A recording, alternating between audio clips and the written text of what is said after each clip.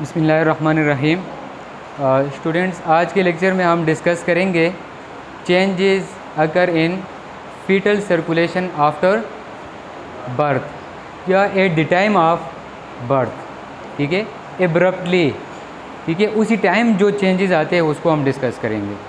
ठीक है, तो सबसे पहले देखते हैं हम। अच्छा, जब वंस बेबी जो है वो बर्थ हो गया, ठीक है, at the time of birth, तो दो मेजर चेंजेस आते हैं। First one, placenta is no more. Placenta को डिसकनेक्ट कर दिया क्योंकि उसका अब ज़रूरत ही नहीं रही, क्योंकि प्लेसेंटा जो है वो मेजर दो फंक्शंस होते हैं इसके। ठीक है, फर्स्ट फंक्शन ये बेबी को न्यूट्रिएंट्स या ऑक्सीजन जो है वो प्रोवाइड करता है। सेकंड फंक्शन जो वेस्ट मटेरियल है उसको निकाल देता है। ठीक है, जो दूसरा फंक्शन है वो प्रेगनेंसी को मेंटेन रखता है। अब ये दोनों फंक्शंस के कोई काम नहीं रहा, कोई फंक्शन नहीं रहा है इसका। ठीक है, तो इसको हम क्या कर देते हैं, कट ऑफ। सेकंड वन, पहले जब हम फीटल सर्कुलेशन की बात कर रही थी, जब बेबी जो है वो यूट्रस में था, ठीक है, तो उस टाइम लंग जो है वो फंक्शनल नहीं थे, लेकिन एब्रप्टली आफ्टर बर्थ लंग जो है वो फंक्शनल हो जाते हैं, इन्फ्लेट हो जाते हैं, एक्सपेंड हो जाते हैं, क्योंकि बेबी ने इन्हेलेशन शुरू कर दिया। यहाँ से देखते हैं अब, जब लंग जो है ये एक्सपेंड हो गए तो यहाँ पर जो रेजिस्टेंस था वो अब नहीं रहा। ठीक है, यहाँ पर अब आसानी से ब्लड जो है वो पास आउट होगा लंग्स में, एंड लंग से वापस कहाँ पर, लेफ़्ट आर्टियम में। ठीक है, अब लेफ़्ट आर्टियम चेंजेस क्या क्या आते हैं। अच्छा, एक और पॉइंट याद रखें, जब हम फीटल सर्कुलेशन की बात कर रहे थे, जब बेबी जो है वो यूट्रस में था, एक ये पॉइंट याद रखें, बहुत जो है वो इम्पॉर्टेंट पॉइंट है। फीटल सर्कुलेशन जब फीटस जो है वो यूट्रस में था, तो उस टाइम जो ब्लड की प्रेशर थी वो right side of the heart में इंक्रीज थी, ज़्यादा थी as compare to left side of heart. क्यों? क्योंकि एक तो यहाँ पर रेजिस्टेंस था, ठीक है, पल्मोनरी आर्टरी में। दूसरी बात, यहाँ से भी ब्लड आ रहा है, यहाँ से भी ब्लड आ रहा है। ठीक है, पीछे से अमाउंट ऑफ ब्लड जो है वो इंक्रीज़ है और आगे रास्ता जो है वो उसमें रेजिस्टेंस है, तो किस साइड में प्रेशर इंक्रीज़ होगा, राइट साइड में। ठीक है, लेकिन अगर हम आफ्टर बर्थ बात करें तो आफ्टर बर्थ जो है लेफ़्ट साइड ऑफ हार्ट जो है उसमें प्रेशर इंक्रीज़ होता है as compare to right side. क्यों? क्योंकि यहाँ पर रेजिस्टेंस ख़त्म हो गया। ठीक है, ब्लड जो है वो मूव होना शुरू हो गया, कहाँ पर, लंग्स में, और लंग्स से इजीली कहाँ पर, right side of the heart. So pressure किस साइड पे अब इंक्रीज़ है, किस साइड पर इंक्रीज़ है, लेफ़्ट साइड पे। ठीक है, ये तो मानते हो ना, लेफ़्ट साइड पे इंक्रीज़ है, मानते हो। अच्छा, जब आप लोग ये मानते हो कि इंक्रीज़ है, तो यहाँ पर अब एक बहुत इंपॉर्टेंट पॉइंट अब हम जो है वो क्लियर करने वाले। यहाँ से जब ब्लड आ गया कहाँ पर, सॉरी, लेफ़्ट आर्टियम में, तो यहाँ पर तो फोरामिन ऑयल भी है। ये ब्लड जो है ये वहाँ पर क्यों नहीं जाता? क्योंकि हमने बात की अभी कि प्रेशर किस साइड पे इंक्रीज़ है, लेफ़्ट साइड पे। ठीक है, तो वो प्रेशर जो है वो डायरेक्ट फोरामिन ऑयल के ऊपर लग जाता है, और ये फोरामिन ऑयल जो है इसके ऊपर इस तरह ये फाइबर्स होते हैं। ठीक है, इस तरफ, क्योंकि बिफोर बर्थ ये इस तरफ मूव कर रहा होता है, तो ये फाइबर जो है इस तरफ आ जाते हैं। लेकिन आफ्टर बर्थ जब प्रेशर इस साइड पे इंक्रीज़ हो गया, तो ये फाइबर जो है ये यहाँ पर आ जाते हैं, कंबाइन हो जाते हैं, और ये फोरामिन ऑयल को eight the time of birth उसको क्या करता है, क्लोज कर देता है, ताकि ऑक्सीजनेटेड एंड डीऑक्सीजनेटेड ब्लड जो है वो मिक्सअप ना हो जाए। ठीक है, एक पॉइंट। दूसरी पॉइंट, अब ये जो है ये इजीली कहाँ पर आ जाएगा, लेफ्ट वेंट्रिकल में, ठीक है, और लेफ्ट वेंट्रिकल से कहाँ जाएगा, एओर्टा में, ठीक है। अब एओर्टा से ये थ्रू सिफेलिक आर्टरी कहाँ चला गया, ब्रेन चला गया, एंड सुपीरियर वेना केवा के थ्रू ये वापस आ गया कहाँ पर, राइट एट्रियम में, एंड राइट एट्रियम से कहाँ आ गया, अब फोरामिन ओवल नहीं है, कहाँ पर आ गया, राइट वेंट्रिकल में, और राइट वेंट्रिकल से pulmonary artery. A very special change will occur here, ठीक है। अब अगर यहाँ पर अब रेजिस्टेंस तो नहीं है, ठीक है, क्योंकि ब्लड जो है वो मूव कर देता है लंग्स में, ठीक है, लेकिन यहाँ पर एक होल और भी है, क्या, डक्टस आर्टरियोसिस, ठीक है। और एक पॉइंट और, पहले जब हम बात कर रहे थे, जब बेबी जो है वो यूट्रस में था, तो पल्मोनरी आर्टरी में प्रेशर इंक्रीज था या एओर्टा में, हाँ, पल्मोनरी आर्टरी में एज कंपेयर टू एओर्टा, क्योंकि राइट साइड ऑफ हार्ट में प्रेशर इंक्रीज था, तो ऑब्वियसली पल्मोनरी आर्टरी में भी इंक्रीज होगा, ठीक है। लेकिन अब ऐसा नहीं है, अब एओर्टा में प्रेशर इंक्रीज है as compare to pulmonary artery, क्योंकि लेफ्ट साइड ऑफ हार्ट में प्रेशर इंक्रीज है और ये ब्लड को पुश कर देता है एओर्टा में, ठीक है। तो ये ब्लड चांसेस है कि यहाँ पर आ जाए एओर्टा से वापस पल्मोनरी आर्टरी में, लेकिन हम इसको ऐसे नहीं होने देंगे। इस डक्टस आर्टरियोसिस को हम क्लोज करेंगे। कैसे क्लोज होता है ये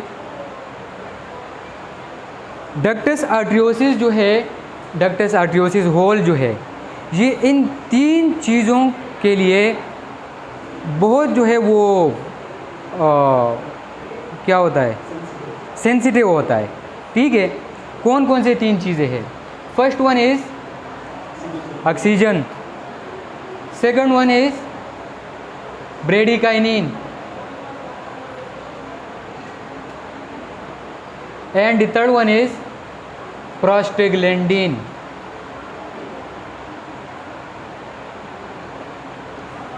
ठीक है। अब क्या होता है कि ये डक्टस आर्टरियोसिस जब ऑक्सीजन की सैचुरेशन इंक्रीज होती है तो ये इसके लिए बहुत सेंसिटिव होता है। अगर ये ऑक्सीजन सैचुरेशन इंक्रीज हो गया तो ये डक्टस आर्टरियोसिस जो है ये कंट्रैक्ट होना शुरू हो जाता है। और हम बात कर रहे हैं कि पहले जो ब्लड तो यहाँ पर मिक्स जा रहा था, उसमें तो इतना ऑक्सीजन नहीं था, लेकिन आफ्टर बर्थ यहाँ पर क्या हो गया, ऑक्सीजन इंक्रीज हो गया, सैचुरेशन कंसंट्रेशन जो है वो इंक्रीज हो गया। तो हाई ऑक्सीजन सैचुरेशन की कंसंट्रेशन की वजह से ये कंट्रैक्ट होना शुरू हो जाता है, फर्स्ट पॉइंट। सेकंड पॉइंट है हमारे पास ब्रेडिकाइनिन। वंस आफ्टर बर्थ जब लंग जो है ये एक्सपेंड हो जाते हैं तो यहाँ से ब्रेडिकाइनिन केमिकल जो है वो सीक्रेट होना शुरू हो जाता है। और ब्रेडिकाइनिन क्या है, केमिकल है,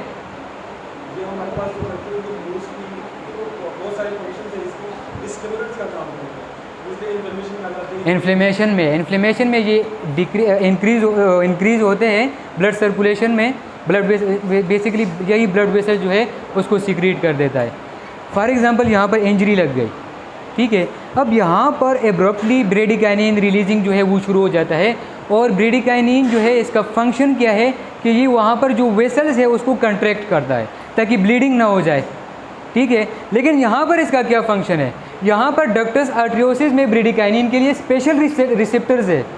अब ब्रेडिकाइनिन जो है ये ड्यू टू लंग्स इन्फ्लेशन ये सीक्रेट हो गया और कहाँ पर आ गया, डक्टस आर्टरियोसिस में। तो ये डक्टस आर्टरियोसिस को ये क्या करेगा, कंट्रैक्ट। दूसरी पॉइंट, तीसरी पॉइंट है हमारे पास prostaglandin. As we know that prostaglandin का फंक्शन क्या है, प्रोस्टाग्लैंडिन वेजो डायलेशन करता है जब इसकी वो इंक्रीज़ होता है सिक्रीशन, ठीक है। अब अगर इसकी सिक्रीशन इंक्रीज़ हो गई तो इन दोनों ने क्या किया, कंस्ट्रक्ट कर दिया, जो इसको दोबारा डायलेट करेगा नहीं। प्रोस्टाग्लैंडिन जो है ये वेरी सेंसिटिव होता है ऑक्सीजन सैचुरेशन पर। ऑक्सीजन कंसंट्रेशन अगर बढ़ रही है तो प्रोस्टाग्लैंडिन जो है इसकी सिक्रीशन कम होगी, और जब प्रोस्टाग्लैंडिन की सिक्रीशन कम होती है तब ये वेजो डायलेशन नहीं करता है, बल्कि क्या करता है, वेजल को कंस्ट्रक्ट करता है। तो इन 3 रीज़न की वजह से ये डक्टस आर्टियोसिस जो है ये क्लोज हो गया। ठीक है, अब ब्लड जो है यहाँ पर मिक्स नहीं होगा। ठीक है, एओर्टा में चला गया, एओर्टा से वापस डिसेंडिंग एओर्टा, सिफेलिक एओर्टा। ठीक है, वापस कहाँ पर आ गया? अच्छा, ये तो हम 2 मेजर चेंजेस की बात कर रहे थे, एक लंग एक्सपेंड हो गया और दूसरा प्लेसेंटा। लंग्स की तो हमने बात की, उसकी वजह से क्या चेंज आते हैं। अब आते हैं प्लेसेंटा के ऊपर। प्लेसेंटा यहाँ से कट हो गया।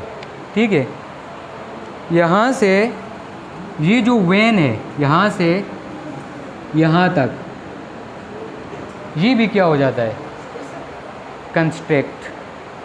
ठीक है, और ये जो डक्टस विनोसिस है ये भी क्या हो जाता है, कंस्ट्रक्ट, क्योंकि अब इसका फंक्शन नहीं रहा। यहाँ पर जो हम आर्टरीज़ की बात कर रहे थे, इसमें से ये जो आर्टरीज़ है ये वाली, ये कंस्ट्रक्ट हो जाती है, और ये जो है ये आफ्टर बर्थ भी होती है, क्योंकि ये ब्लैडर अम्बेलिकस जो है यहाँ पर नाफ, उसमें जो है ब्लड को सप्लाई कर देता है। ये एक जो है ये कंस्ट्रक्ट हो जाता है और दूसरा रह जाता है, और इस एक का भी कुछ पार्ट जो है वो ब्लैडर में फिर ब्लड को सप्लाई कर देता है। ठीक है, अब जब हम प्लेसेंटा कट करेंगे तो क्वेश्चन है मेरा आप लोगों से, पहले वेन्स को कट करेंगे या आर्टरीज़ को?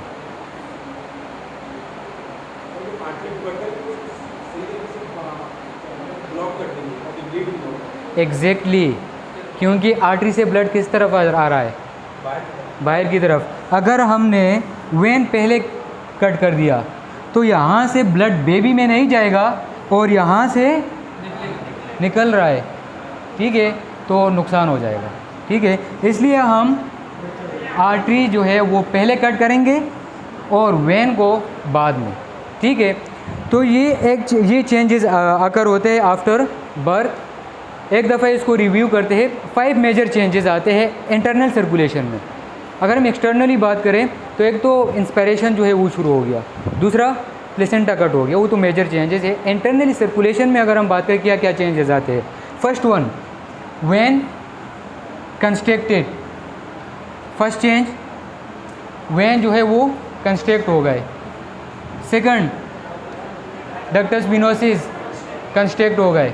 ठीक है, third one, foramen ovale close हो गया।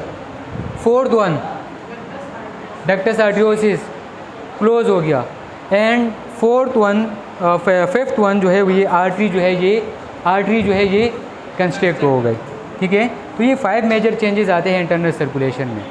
अब ये था हमारे पास फीटल सर्कुलेशन आफ्टर बर्थ। अब हम बात करते हैं कि क्या क्या कंपोजिशन रह जाते हैं इस चेंजेस की वजह से। कंपोजिशन भी यही 5 चीज़ें होती है।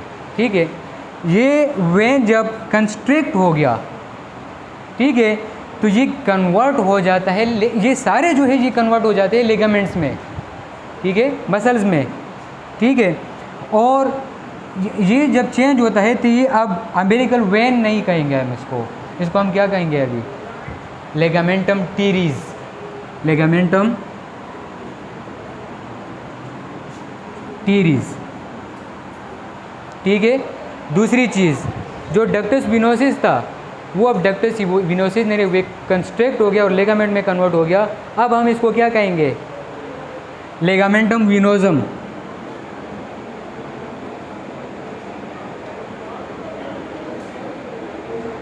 ठीक है, थर्ड वन जो फोरामेन ओवेल है ये भी क्लोज हो जाता है, और ये किस में कन्वर्ट हो जाता है, let me confirm it,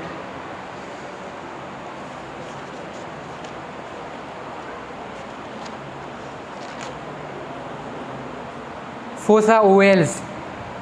foramen ovale जो है ये अब फोसा ओवेल में कन्वर्ट हो गया। ठीक है, और जो डक्टस आर्टियोसिस है वो अब किस में कन्वर्ट हो गया, लेगामेंटम आर्टियोजम। ठीक है। और लास्ट वन जो अम्बिलिकल आर्टरी है वो किस में कन्वर्ट हो गया, मेडियल अम्बिलिकल लेगामेंटम, ठीक है, मेडियल अम्बिलिकल लेगामेंटम,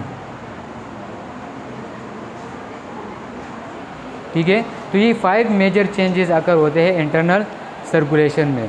तो यहाँ तक ही रखते हैं, अगले लेक्चर्स में इंशाल्लाह हम डिस्कस करेंगे कंजेनिटल हार्ट डिजीज़ को शुरू करेंगे। तो उससे पहले जो है ये कुछ लाजमी था, इसलिए ये हमने पहले डिस्कस कर दिया। तब तक के लिए अल्लाह हाफ़िज़।